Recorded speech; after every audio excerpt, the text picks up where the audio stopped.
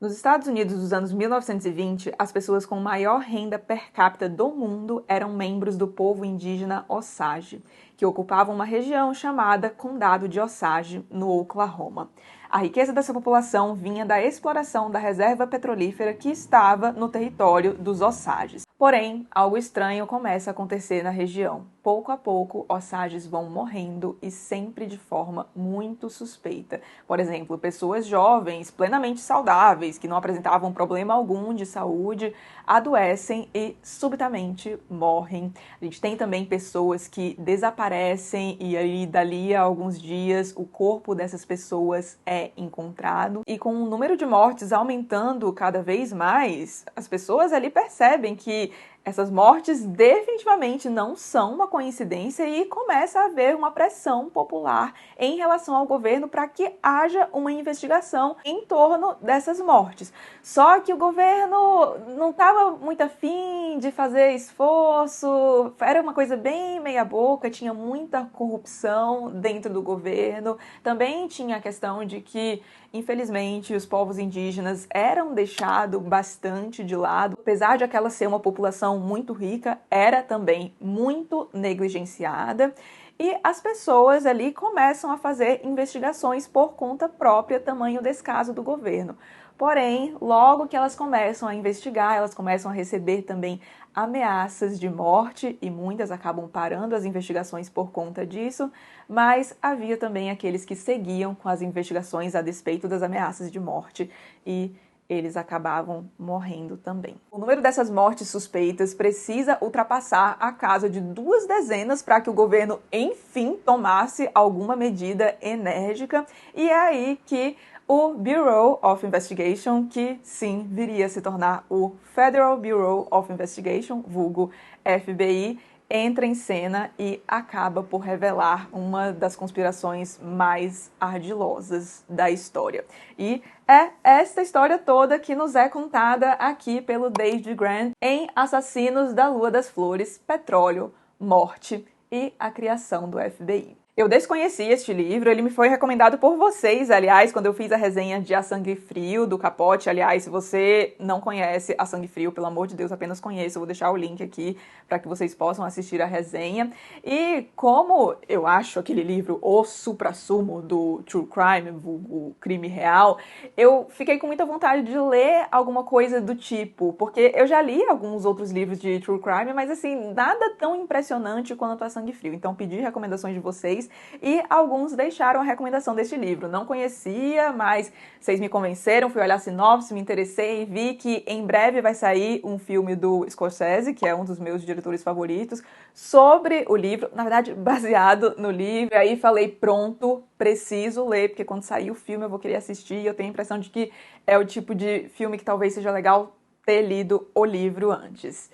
E, minha gente, eu devorei este livro. Eu li isto aqui em 3 dias. E não é surpresa alguma que tenham feito um filme a partir dele, porque, sério, tem coisas aqui que você lê e custa a acreditar. E como é que o autor conta a história pra gente? O livro é dividido em 3 crônicas. Então nós temos a crônica primeira, que narra um pouco sobre a história do povo Osage, fala também dessa questão dos assassinatos, como começaram, os impactos desses crimes no cotidiano da população e o que estava acontecendo ali antes do FBI chegar.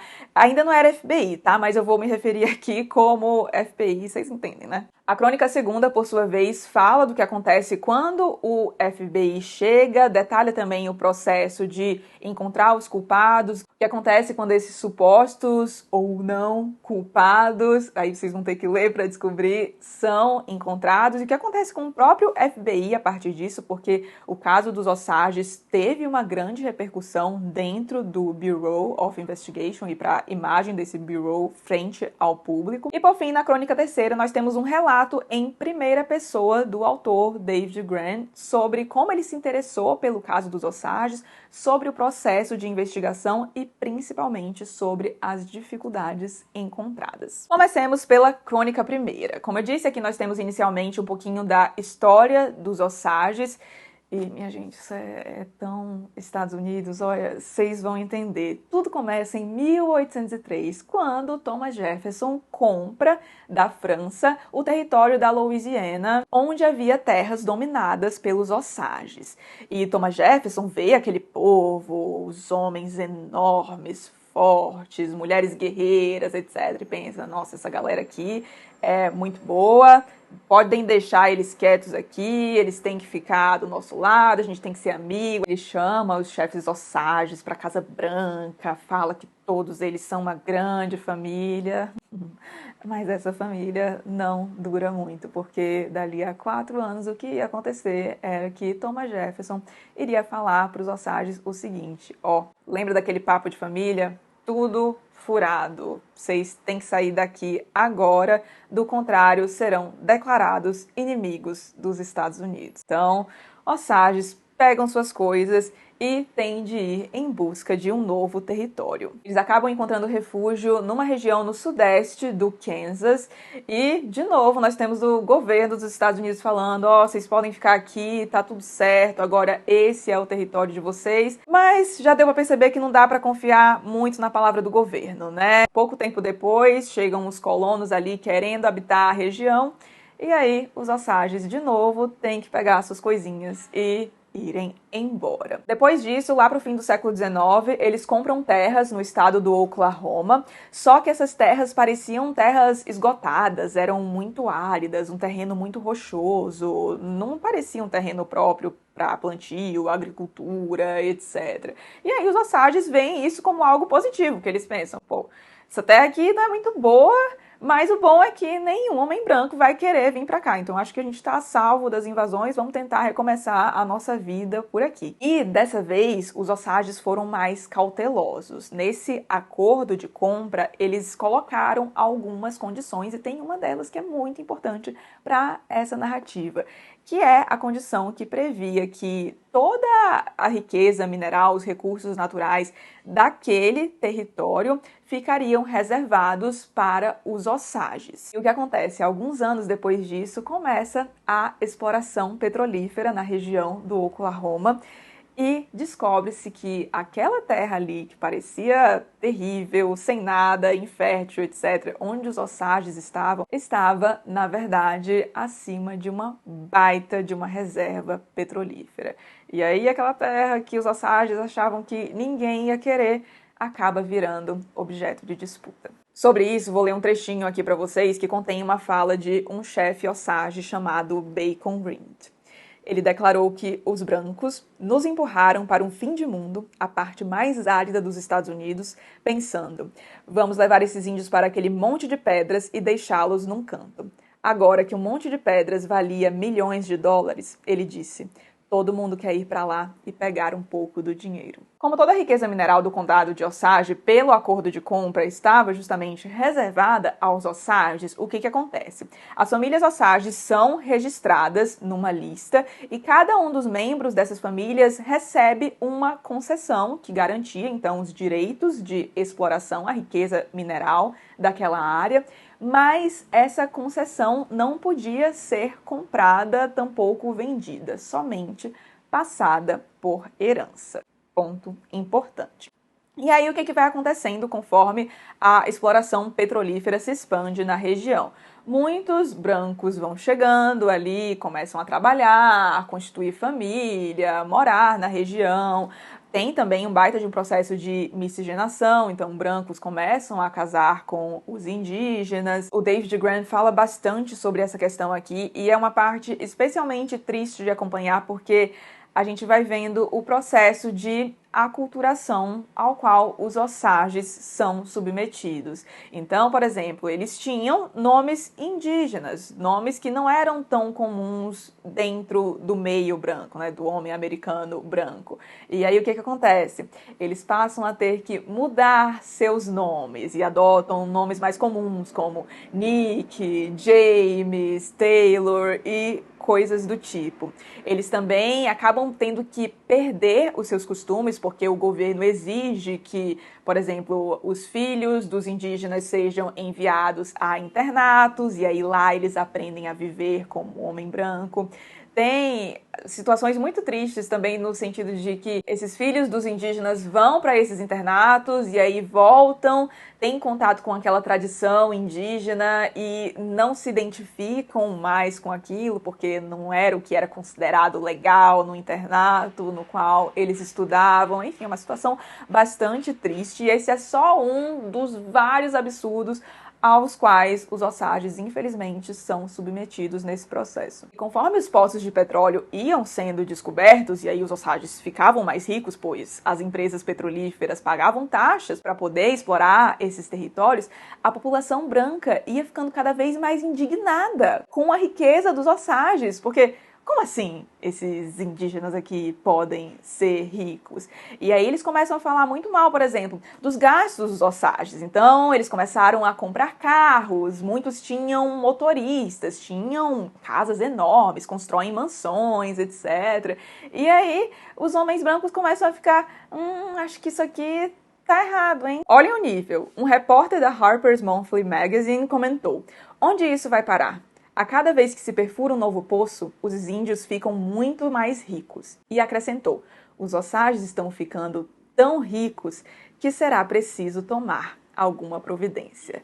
E é muito bizarro porque os americanos, o homem branco americano rico, gastava o dinheiro de forma bastante parecida com os Osages, mas isso não gerava indignação alguma. Por que será, não é? E tem mais, ao contrário de muitos americanos brancos riquíssimos, muitos Osages não tinham o direito de gastar a sua riqueza como bem entendessem. E aí a gente entra no que talvez seja o maior absurdo dos absurdos deste livro aqui, que é o bizarro sistema de curatelas. O que acontecia? Muitos Osages tinham muito dinheiro por conta das concessões. E o que acontece? O governo olha para aquilo e pensa: será que essa galera aqui é capaz de cuidar do próprio dinheiro? Gastar de uma forma coerente? Acho que não. E aí existe um órgão chamado Departamento do Interior que simplesmente olha para o Osage e fala: você aqui, ó, não é capaz de cuidar do seu próprio dinheiro, vou precisar designar um curador para fazer a gestão desse dinheiro. Gente, não parece bizarro? Meu Deus do céu, sério, meu sangue subiu na hora que eu li isso aqui. E tem mais. O critério utilizado para decidir se alguém era capaz ou não de cuidar do seu próprio dinheiro era basicamente o tanto de sangue indígena que aquela pessoa tinha. Então, por exemplo, um Osage miscigenado, por exemplo, sei lá, filho de um branco com uma Osage, muito provavelmente teria o direito de cuidar do seu próprio dinheiro. Já um Osage nativo, de sangue, ali puro, não. Ele era denominado incapaz e adivinha quem seria o curador desses Osages? Sim, eles mesmos, os americanos brancos. E, dado o funcionamento do sistema, aqui já dá para imaginar que havia muita corrupção nesses sistemas de curatelas. E por mais que não me entendam mal, tá? Não é como, ai meu Deus, todos os brancos eram malvados. Não, havia muita gente de boa índole ali e que tentava agir em prol desses Osages. Eram denominados curadores ali por esse sistema absurdo, mas que tinham boas intenções, faziam um bom uso do dinheiro, não ficavam brecando gastos dos Osages, etc. Mas a verdade é que muitos desses curadores simplesmente exploravam aqueles que eles deveriam proteger. Então, o que acontece? Muitos desses curadores eram homens muito ricos, que tinham, por exemplo, comércios ali na região. Então, o Osage precisava comprar, sei lá, uma furadeira. Bem aleatório aqui. Aí, o cara que era curador tinha, sei lá, uma casa de construção. Aí ele pensava, precisa de uma furadeira? Eu vou comprar aqui na minha loja e vou superfaturar esse preço, porque, afinal de contas, sou eu que faço a gestão do dinheiro desse Osage aqui. E eram coisas do tipo que aconteciam. Além do que, essas curatelas também eram utilizadas como objetos de campanhas eleitorais. Então, o pessoal literalmente fazia coisas do tipo: vote em mim que eu vou garantir que você receba uma boa curatela. E os Osages estavam cientes de que tudo isso acontecia, só que eles se viam incapazes perante a lei. Mas e os assassinatos? Pois é, eles estavam muito associados justamente a esse sistema absurdo de curatelas. Essas pessoas que começam a morrer estavam dentro desse sistema de curatelas e na investigação recebe foco especial uma mulher chamada Molly Burkhart, que era uma Osage ali de puro sangue, digamos, 100% Osage. E por que ela recebe foco? Porque boa parte da família dela tinha morrido. E o que acontecia, vocês lembram que essas curatelas, essas concessões, na verdade, eram passadas por herança, né? Então, quando a mãe morria, geralmente designava a um filho. E aí, como boa parte da família da Molly morreu, ela acabou acumulando muitas concessões. Então, suspeitavam de que a Molly seria a próxima a morrer, porque boa parte da família dela tinha morrido. A morte da irmã dela, aliás, é uma das primeiras a ser narrada aqui no livro e é uma das que mais tem repercussão ali na população, justamente pelo modo como aconteceu. Conforme o número de mortes vai aumentando, os Osages percebem que o governo não está interessado em resolver aquilo, como muito provavelmente talvez o governo tenha algo a ver com essas mortes, porque havia muita corrupção ali pelo modo como as mortes se dão, o pessoal começa a perceber que deve ter gente muito poderosa por trás disso, e era muito provável que as autoridades locais estivessem acobertando os responsáveis por aqueles crimes bárbaros. Então eles começam a acreditar que somente um agente externo poderia resolver a situação. E no meio disso, quando a população já estava pensando que somente um agente externo seria capaz de resolver essa situação,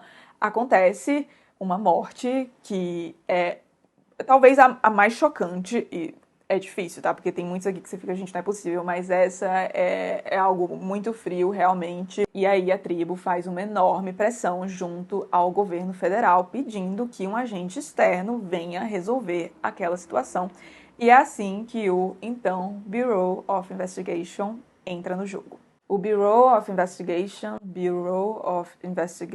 gente, às vezes parece meio trava-língua isso, mas pois bem, foi criado em 1908 pelo Roosevelt, justamente com o objetivo de cuidar da questão federal, porque nos Estados Unidos é uma federação, tem toda a questão de leis de cada estado, e é sentida a necessidade de criar um órgão que pudesse justamente lidar com essas questões federais. Só que, no início, esse órgão tinha uma jurisdição muito limitada, eles não podiam efetuar prisões, tinha também uma baita restrição em relação ao porte de armas. Não era uma organização levada muito a sério, mas isso muda com o J. Edgar Hoover, que entra ali no órgão justamente com o objetivo de reformular tudo aquilo. Ele quer fazer do Bureau o projeto da sua carreira e se empenha bastante nele. É ele, por exemplo, que implanta a famosa divisão de identificação, aquele banco de dados com digitais, sabe, impressões digitais da galera e que ajudou a resolver muitos crimes e coisas do tipo. Então o Bureau é envolvido e o Hoover designa um agente específico chamado Tom White para cuidar desse caso e ele já avisa, olha,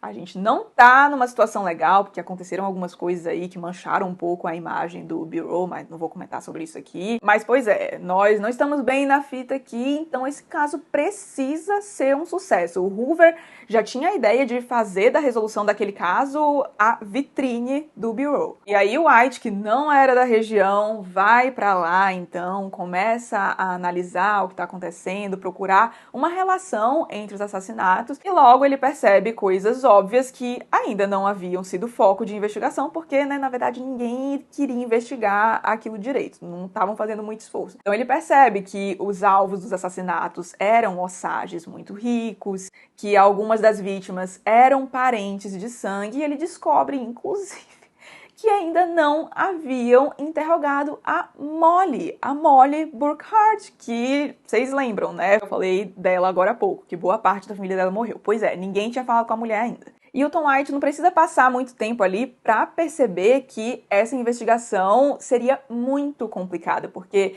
ele começa a falar com as pessoas, analisar algumas evidências e percebe que tem evidências, álibis, muita coisa sendo fabricada justamente para tentar desviar a investigação. E não sabem quem ele pode confiar, porque o fulano fala alguma coisa, e depois ele vai verificar uma outra coisa, e ele pensa, putz, aquilo que fulano falou não pode ser verdade, quem é que está mentindo? Ele descobre que pessoas estão sendo subornadas. Então é um ambiente muito complicado e ele decide que, aliás, muito corajosamente, Tom White, inclusive, maravilhoso, ele decide que ele vai ser a face pública da investigação e coloca alguns agentes secretos ali infiltrados para então finalmente começar a descobrir algumas coisas. Como, inclusive, camadas e mais camadas de corrupção, descobre que essas mortes definitivamente não eram aleatórias. E aí a gente chega em supostos culpados, de novo, gente, eu tô tentando ser meio, como é que eu posso falar, misteriosa aqui, porque vocês precisam ler este livro. Pois bem, então a gente tem um julgamento e, de novo, a gente vê como era uma sociedade que tinha muito preconceito e, obviamente, né, os suspeitos de serem responsáveis por tudo isso eram homens brancos e quem que ia ser parte do júri? Homens brancos. E aí a gente tem um trecho aqui que me chamou muita atenção e eu queria ler para vocês porque eu acho que resume boa parte dessa situação. Houve uma pergunta, uma única, que o juiz, os promotores e a defesa nunca fizeram aos jurados, mas que era fundamental para o processo judicial. Um corpo de jurados formado por 12 brancos seria capaz de punir outro branco por matar um índio? Um repórter cético comentou. A atitude de um criador de gado do interior do país em relação ao índio puro é bem conhecida. Um membro importante da tribo Osage pôs a questão em termos mais francos. Fico debatendo na cabeça se esse júri está julgando um processo de homicídio ou não. Para eles, a questão consiste em decidir se o fato de um branco matar um Osage é assassinato ou apenas crueldade com animais. Para fechar o livro, temos a Crônica Terceira, que é o relato em primeira pessoa do David Grann, falando de como ele se interessou pelos casos. E é bastante triste quando ele fala disso, porque ele fala de como ele teve contato com esses casos, quando viu a primeira referência a eles, a esses assassinatos, e foi um sentimento de como eu nunca tinha ouvido falar sobre isso. Ele diz que, assim como muitos americanos, nunca tinham ouvido falar desses crimes, não estudou na escola, era como se eles tivessem sido extirpados da história, até que ele topa com uma referência a esses assassinatos em um texto, começa a investigar e ele vê que aquilo era muito grande e revelava muito sobre o país para ficar escondido. Inclusive, eu fui pesquisar sobre a recepção do livro, porque eu fiquei curiosa. Gente, você lê essa história aqui, você pensa como as pessoas não sabem que isso aconteceu, sabe? É muito bizarro. E eu vi muitos comentários de estadunidenses que leram o livro e tiveram uma reação semelhante. Tipo, como a gente não estuda isso na escola, como eu nunca ouvi falar sobre isso. E a parte mais interessante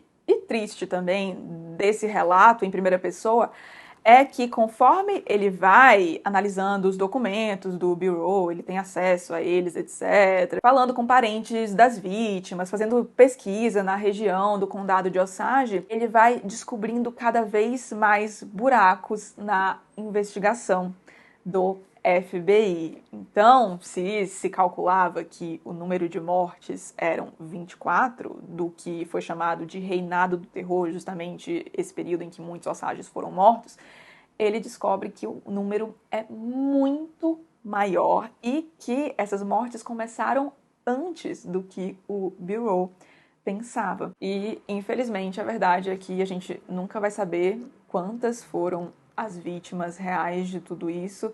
E tem muitas famílias que vivem com essa ferida aberta e que, infelizmente, nunca vai se fechar porque muita coisa se perdeu ao longo do tempo. Bom, acho que já deu para perceber, mas eu gostei muito do livro. O autor escreve muito bem, ele vai criando esse clima de tensão de uma forma espetacular, trabalha muito com essa questão do cliffhanger, sabe? O gancho, assim, você termina um capítulo, fica, meu Deus, eu preciso saber o que vai acontecer em seguida. Não à toa, eu li em 3 dias mesmo, porque é o tipo de história que você devora mesmo com tamanha crueldade sendo retratada aqui. Eu gosto muito de como ele dispõe o quebra-cabeça, sabe? Os elementos da história, como ele vai e volta. Eu acho que foi uma narrativa muito bem construída. E eu gosto muito do foco que ele dá a certos aspectos, porque este livro aqui, se fosse só um livro sobre true crime, né, sobre esses crimes reais que ocorreram, já seria excelente, porque a história é realmente coisa de filme. Só que em vez de focar só nessa parte, que o pessoal costuma gostar mais, né, chocante, etc, dos assassinatos, investigação, que costuma prender mesmo o público, ele também coloca algumas coisas importantes, como, por exemplo, como que esses crimes afetaram aquela população. A Molly, por exemplo, fica tão apavorada que ela se fecha para a sociedade, ela manda blindar a sua casa, não recebe mais ninguém, fica em casa o tempo inteiro, basicamente não sai porque justamente ela tem medo de morrer.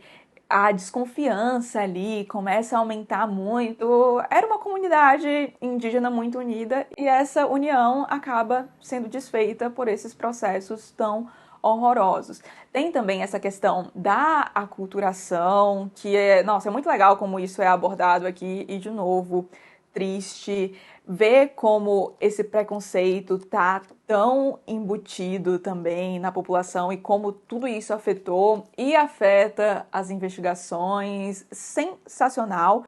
Porém, sempre tem um porém, né? Eu acho que talvez tenha sido um erro colocar como subtítulo Petróleo, Morte e a Criação do FBI. E aqui falando especificamente da parte da criação do FBI. Porque realmente a gente vê aqui como esse caso dos Osages, nossa, deu uma projeção imensa ao Bureau, possibilitou também a criação de diversos processos, porque como tinha gente envolvida ali, a questão da corrupção em alta escala, eles acabam tendo que criar alguns métodos, melhorar a questão da segurança, de como eles se comunicavam, porque né, o Hoover estava em Washington e o Tom White estava no Oklahoma, então eles tinham que se comunicar, e lembremos, né, não tinha internet na época, então eles tinham que arrumar um jeito de se comunicar de forma segura, não fazer vazar informações. Tem questão também de balística, que é muito melhorada a partir disso, porque eles precisam analisar direitinho algumas mortes que foram feitas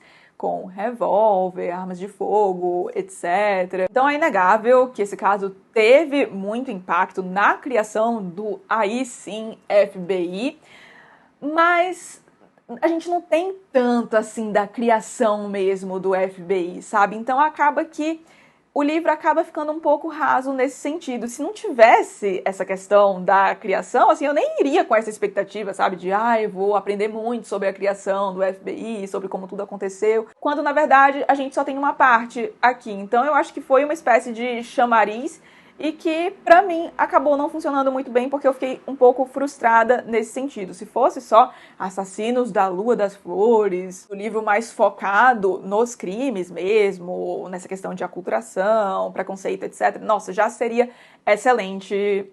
Na minha visão, não precisava desse chamariz da criação do FBI, apesar de eu ter gostado de muito o que eu li aqui sobre o FBI, só que fiquei naquilo. Tá, mas como aquilo ali que eu sei que aconteceu, realmente aconteceu, e eu sei que foi importante pra criação, sabe? Eu já li algumas coisas sobre criação, já assisti a filmes, né, que envolvem FBI, etc. Então, acabei ficando com esse gostinho de faltou alguma coisa. E o outro ponto é que tem uma parte aqui que pra mim funciona meio como um interlúdio, que é a gente tem a figura do Tom White, né, que é um investigador do FBI, que teve um papel muito importante na resolução desses crimes. E eu acho muito legal a homenagem que o David Grann prestou ao Tom White, porque por mais importante que ele tenha sido no caso, ele acaba ficando meio de canto, sabe? O próprio Hoover faz, nossa, umas baitas sacanagens com ele. Enfim, ele não teve o reconhecimento que ele merecia e eu fiquei feliz que o David Grann colocou isso aqui. Ele exalta muito a figura do Tom White, merecidamente. Só que a gente tem meio que um interlúdio que conta a história do Tom White. E essa parte é um pouquinho longa, mas eu gostei, tá? Porque a gente vê como a criação dele teve um impacto no modo como ele levou o caso, porque ele era uma pessoa muito menos preconceituosa do que se esperava para alguém na posição dele, da origem dele, etc. E muito veio por conta da criação dele, principalmente do pai, que também lidava com questões de justiça, etc. Então, eu achei muito interessante. mas eu confesso que teve uma quebra do ritmo, sabe? Porque você tá lá no fogo dos assassinatos, investigação, etc. Aí, interlúdio, Tom White. Pra mim, não foi tão...